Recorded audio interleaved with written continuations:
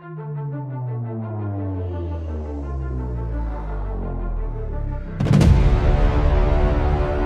everyone, this is your host. My name is Waray. Ang oras ko ngayon dito ay 8:45 ng umaga at nandito ako sa garden. Well, sa pintuan, papuntang garden kasi medyo malamig. Nag-aantay ako sa puti na kasamahan ko dito, yung Espanyol na kasamahan ko dito. Papasok siya ngayon, 9 o'clock. Tapos ako naman lalabas kasi meron akong appointment ngayon sa dentist. Kahapon nandun din ako. O diba? So, ang daming appointment pero wala pang improvement. Anyway, pag-usapan muna natin guys itong napanood ko kanina sa balita na ang mga Filipino di umano dito sa Madrid ay naggagawa o bumubuo ng manhunt operation. Yung bubuo sila ng grupo para malocate ito si Zaldico at ma-deport nga nila sa Pilipinas o sa embahada natin. Okay, ito yung reaction ko at ito yung doubt ko dito.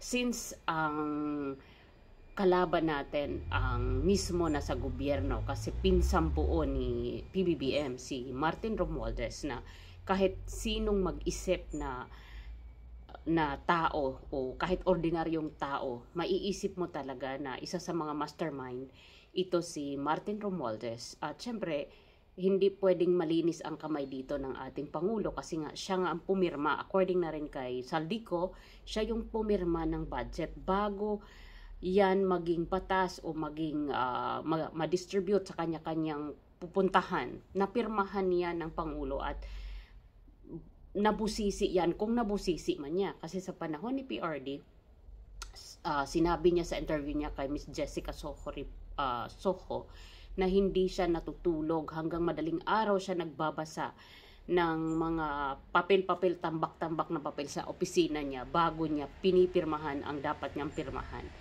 At hindi natin yan dito, mukhang malabo yan mangyari kung si PBBM ganun din ba ang ginagawa. Kahit sinasabi niya sa atin na 4,000 pages yung binubusisi niya, I don't think ginagawa niya talaga yan kasi nakita naman natin sa kapasidad, hindi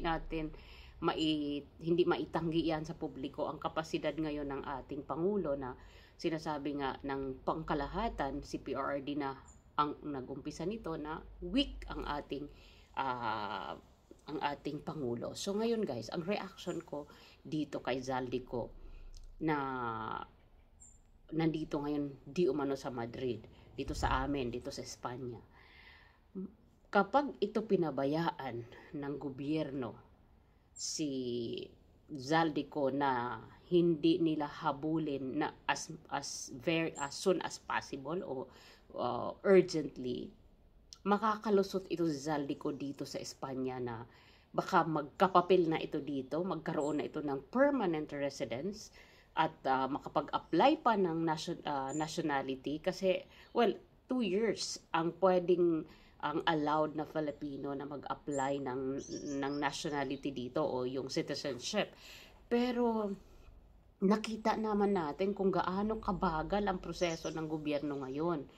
Lalo pat itong si Zaldico ay isa sa mga magtuturo kung sino talaga ang mastermind sa pagkulimbat ng kaban ng bayan. So ang gagawin nito ng gobyerno, this is only my opinion since involved ang gobyerno natin, pababagalin ang proseso sa pagdakip o pagpapauwi kay Zaldico sa Pilipinas hanggat makakuha siya dito ng legal na papel ng pagstay dito sa Spain. Kapag ganyan ang sistema ng government na pinapabagal nila yung pagpapauwi kay Zaldico sa Pilipinas, hindi na lang natin mamalayan o hindi natin, baka isang araw paggising natin, meron ng legal identity card ito si Zaldico dito sa Spain. At kapag may legal identity card na si Zaldico at naka 2 years na siya dito, kasi mabilis tumakbo ang araw, kapag naka 2 years na siya dito at maka-acquire siya ng nationalidad or citizenship, mahirap na siya habulin ng gobyerno natin kasi poprotektahan na siya dito ng gobyerno ng Espanya dahil nationality na siya dito or citizen na siya dito. So, I mean, hindi ganun kadali na within 2 years makaka-acquire si Zaldico ng nationality or yung citizenship. Pero within 2 years, pwede siyang magkaroon ng arraigo. Pag sinasabing arraigo, ito na yung mga step or first step niya to have the legal identity card na pwede siya dito magpabalik-balik, kahit saan siya pumunta within Europe. Kapag meron na siya nitong identity card na temporary, pwede na siya magbiyahe to Paris, to Holland, within Europe, lahat ng European neighbor countries.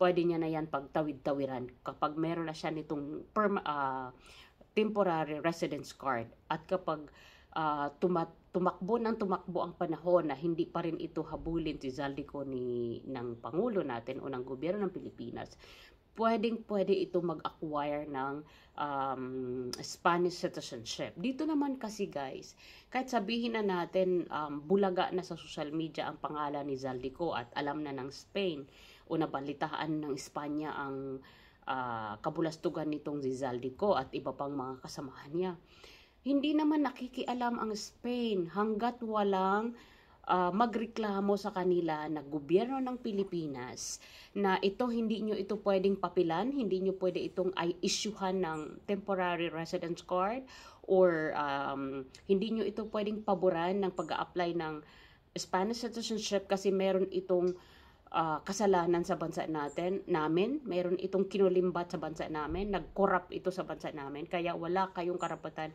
na isyuhan ito ng anumang klaseng identity card dyan sa Spain. Hanggat walang nagrereklamo niyan dito sa gobyerno ng Spain, walang pakialam ang gobyerno ng Spain. Hindi yan magiging hadlang para hindi papilan si Zaldico. Kasi ang Spain, malinis, hindi sila pumapabor sa chika-chika lang, sa mare-maritis lang. Kailangan dito documentation, kailangan dito mag-present sila ng documentation na itong tao na to may humahabol sa gobyerno ng Pilipinas, kaya hindi nyo ito pwedeng isyuhan ng any residence card in favor to this applicant na si Zaldico. Hindi ganun ang Spain, hindi nadidiktahan. Kailangan nila yung proper documentation para harangin kung anumang rights o anumang mga ia-apply dito ni Zaldico, lalo pat may bahay siya dito. Kung may bahay siya dito, yan yung kanyang ticket para magkaroon siya ng temporary residence card, and from that temporary residence card, magiging Spanish citizen siya.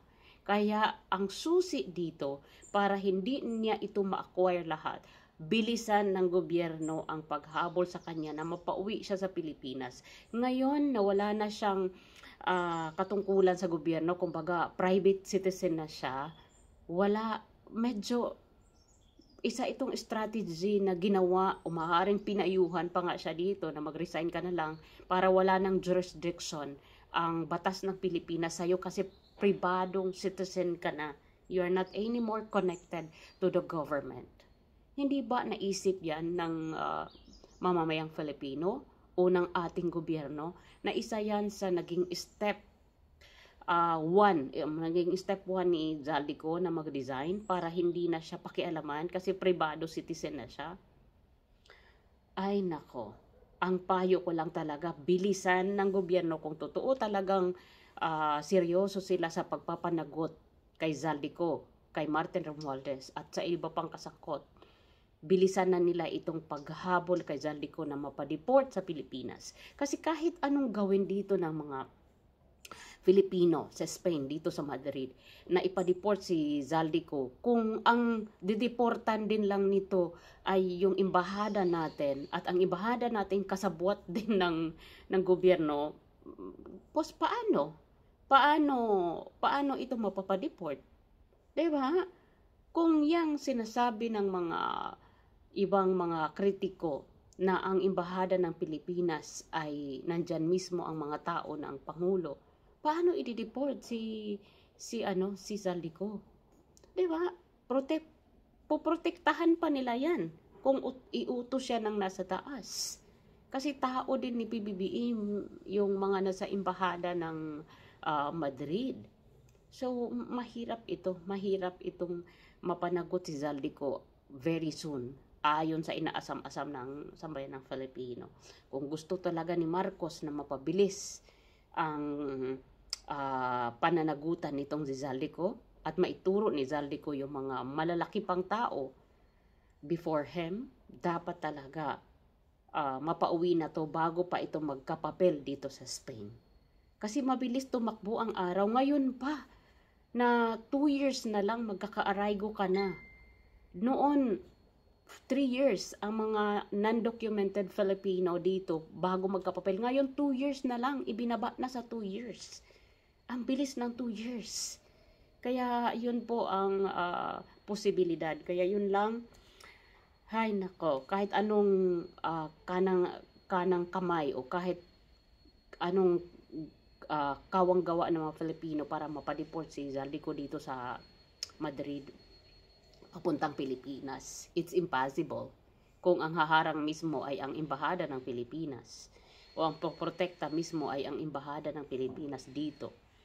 Imposibleng mangyari yon since malaki ang tinutumbok nitong itong tinutumbok nitong corruption na ito.